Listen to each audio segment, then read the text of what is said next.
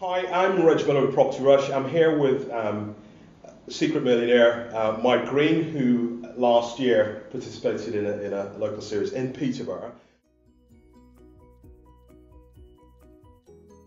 Thank you very much for joining me today. I've seen you talk a couple of times, and that's what kind of inspired me to ask you to come along and have a chat with us. And it struck me that you're very passionate about local giving. Yeah. And local charities, obviously doing the Secret Millionaire, highlighted that. Absolutely.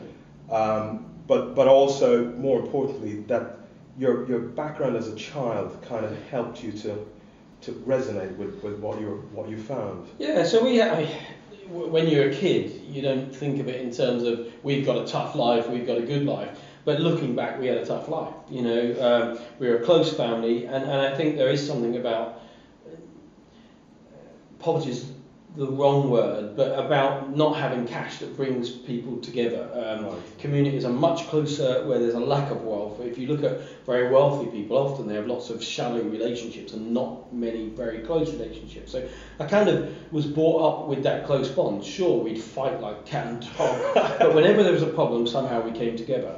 And my own background, I guess the biggest challenges started, my mum had 4 kids, my dad left.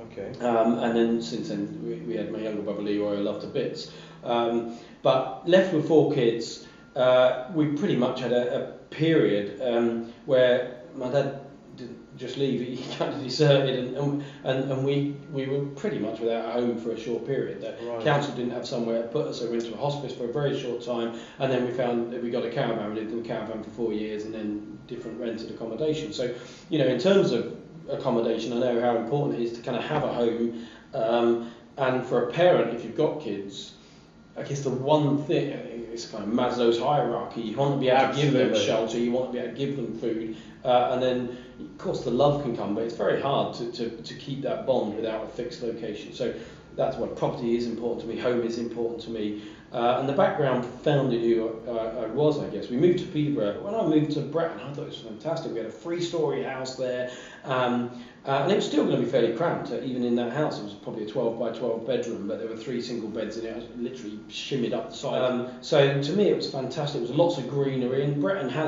was quite well designed around the parks and so on. Yeah. So anyway, my mum's unpacking, and we go off to have a look around the area. I find this adventure playground, which was Airscroft, and got beaten up within about an hour.